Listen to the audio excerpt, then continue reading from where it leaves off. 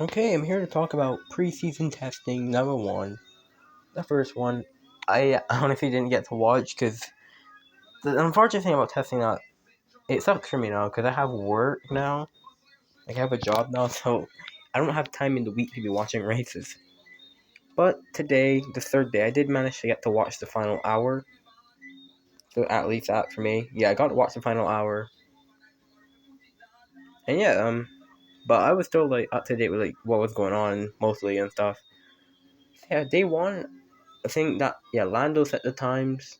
Like McLaren looked really good.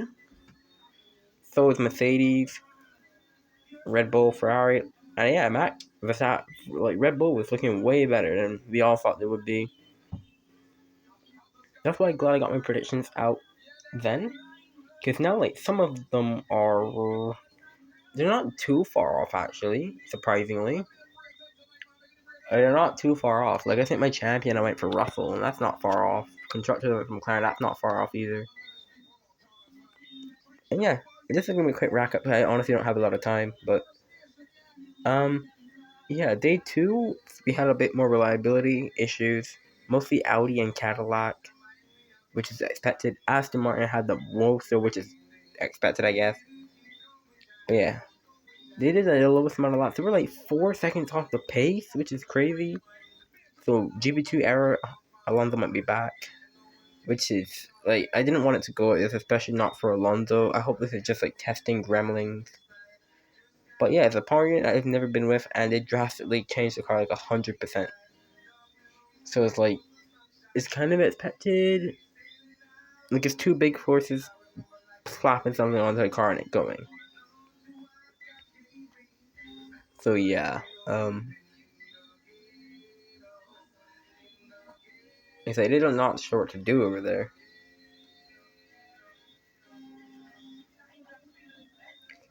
And yeah, third day, 1-2 for Mercedes, Russell. I mean Antonelli ahead of Russell, then Hamilton. We talk about Mercedes. They're looking like I would say them and Ferrari actually. They Red Bull and Ferrari actually looking good. McLaren might be in there somewhere, but yeah, Ferrari actually looking good. I know they'd have like I thought it was a failure, but no, Hamilton literally ran out of fuel. So they basically made sure they got maximum out of it. And yeah, uh, I know Leclerc's my champion. If I remember that, not looking too bad right now, honey. Honey, what? What? Okay, but Ferrari kind of looking like a dark horse. How long until this doesn't pay off and like they're retired like the first race? But they're honestly looking like a dark horse because like after last year, no one expected them to be good.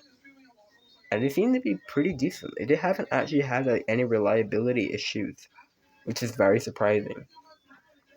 I know it'll be probably different next week and different in Australia when they're both out after like lap 10. But yeah, so far they're not looking bad. Haas, another team that stands out. Not looking bad for Haas either. Looking like fifth fastest, like they've been putting in some really good time, both Behrman and Ocon.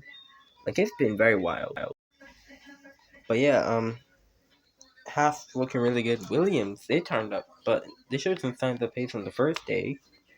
So at least for them, their car at least works. Like that's good to know that their car at least works. McLaren not looking too bad, even with the overweight rumors. They're not looking bad, which is I didn't expect them to look bad.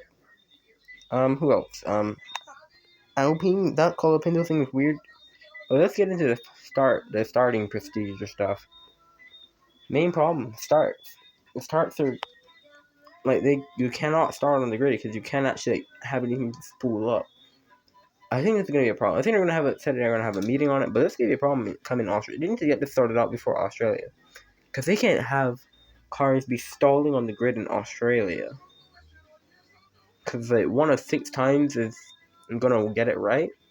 Like they can't have cars stalling in Australia. That practice start was horrible. Colapinto almost binned it, but I might just be on Colapinto. But yeah, they had cars stalling on the grid, which obviously can't happen. And imagine it's a wet race and cars are stalling on the grid. You're going to create bad accidents. Now, that's really a problem they need to sort out. Of course, Verstappen dissed the cars very much. I think looks very complicated. Like, way too complex. Like, you're not even going to be focusing on driving. You got to focus on so many different things. It's kind of, as Max said, kind of like Formula E. Conveniently, I did watch the Formula E race today in Saudi Arabia. And I kind of see what Max means now. Like, in F1, there's so much stuff to manage. And in F1, you just want to go flat out, That's kind of how F1's been. You just want to go flat out, see who wins. But in this, you're just going to manage so much. But yeah, that's basically my wrap up on testing. As I said, I don't have the most time. Wasn't able to watch the full thing. So yeah, this is it. But yeah, hopefully you guys enjoy it, and I'll see you guys later.